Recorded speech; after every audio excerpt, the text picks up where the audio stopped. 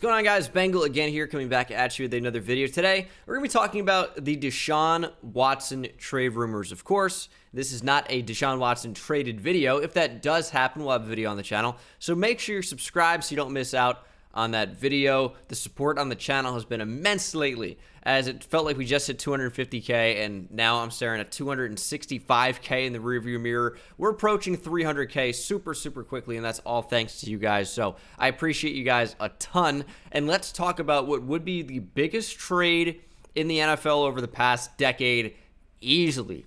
Deshaun Watson's a top 5 quarterback in football, and there's a lot of speculation that he could be changing teams this offseason. Of course, this kind of started with the Texans saying, hey, Deshaun, you're going to have a big say in what coach we bring in, what general manager we bring in. And when that really didn't happen, Deshaun Watson became very disgruntled with ownership, and now it seems like he doesn't want to be in Houston anymore. And I'm in Houston right now, and it's raining like it does every day. I don't want to be here anymore either. So I get it, but for different reasons. Deshaun Watson, though, apparently would waive his no-trade clause to join the Miami Dolphins, reportedly. Now, if we look at this tweet and the following tweets via Chris Mortensen from ESPN, I think he's still at ESPN. Believe so, I'm not sure. But he says, reports about Deshaun Watson's unhappiness with Houston Texans are accurate, and sources close to the QB say he's still angry about teams' insensitivity to social justice, including hiring practices, after the franchise failed to interview Chiefs offensive coordinator Eric Bieniemy this past week. Sources say Watson could play hardball with Texans about a trade. His new $156 million contract includes a no-trade clause, but informed speculation from a source is that he would consider the at Miami Dolphins, in which Tua Tagovailoa and additional compensation goes to Houston. Let the denials begin, but it will be an offseason story, a puzzle of sorts that promises some drama. So Deshaun Watson, again, top 5 quarterback in the league, just signed a very large extension. But if he doesn't want to stay in Houston and is going to be quite indignant about that, the Texans, of course, would be put in a position where they'd almost have to trade him. Now, the compensation that the Texans would receive for Deshaun Watson would be large. Now, it's not like the Texans have a ton of leverage right now, because it seems like everyone knows Deshaun Watson doesn't want to be on the Texans anymore. Reportedly, we don't know this for sure, but allegedly, reportedly, Deshaun Watson no longer wants to be on the Texans. Now, if we look at some of the big trades of recent years, we'll talk about a draft trade, which is when the Bears traded up for what would end up being Mitchell Trubisky. The 49ers traded number 2 in the draft, moving back to number 3. And a 3rd rounder, a 4th rounder, a 3rd rounder in 2018.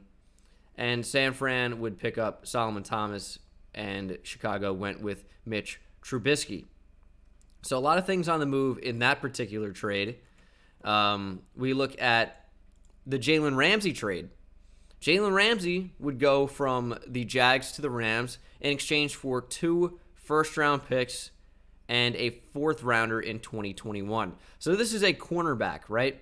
And one of the best corners in football, top 2, I think, very easily. Top 3 at the absolute worst. Jalen Ramsey, a cornerback. They don't necessarily impact the game the same way that a quarterback does. And he went for 2 first-rounders. Now, we talk about Deshaun Watson, who would be under contract for the foreseeable future. This would take a lot from Miami to get him.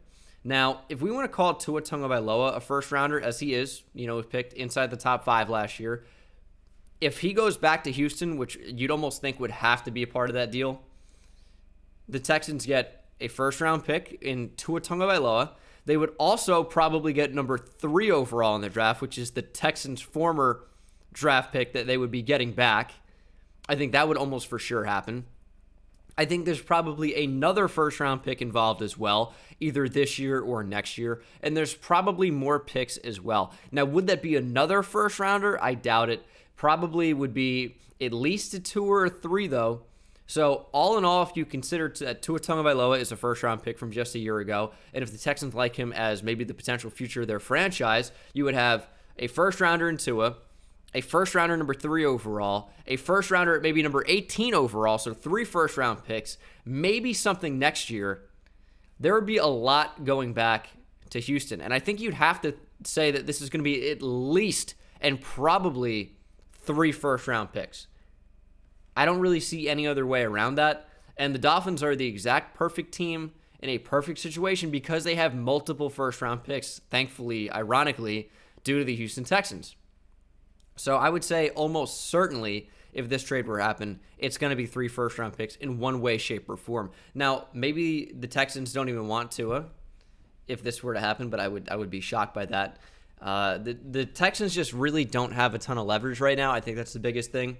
If you look over to the baseball world, Francisco Lindor, one of the best shortstops, if not the best shortstop in MLB, just got traded to the New York Mets. Now, the difference with that is he is under contract for 1 more year, and the Indians also were trying to trade him for a long time. So they didn't really have any leverage, and they didn't get a ton of picks back, or a ton of value back, I should say. It doesn't really work with like picks in the MLB. The picks are prospects, but if everyone knows the Texans want to trade Deshaun Watson, even though he's a top 5 quarterback, even though nearly every team in the league would want to acquire a player of that talent and that skill set, what can the Texans really get back for him if everyone knows they want to trade him? Now, of course, it would be the top value they would probably take. I don't think they would care about the exact situation Deshaun Watson goes to as long as he waives his no-trade clause. It's just a really, really interesting situation. At first, I really wasn't sure whether to believe this or not because, and this was a few days ago, I'm like, why would the Texans want to trade Deshaun Watson? He's under contract at the most important position in football. They have absolutely nothing to gain. However, if they're under the mindset that, okay, it's not us who want to trade Deshaun Watson, it's Deshaun Watson who wants to be traded, I mean, they're stuck between a rock and a hard place, and they almost would have no choice but to try and orchestrate some type of trade so they get some value back for Deshaun Watson, who clearly doesn't want to play, doesn't want to be there, according to reports. Of course, I have to emphasize that a lot because we really don't know. And it's not like Deshaun Watson's going to come out and say, and I mean, maybe he would, but I find it unlikely that Deshaun Watson would come out and say, hey, yeah, I don't want to be here anymore. Now, it's completely understandable that he would be extremely frustrated about the entire GM and coach search.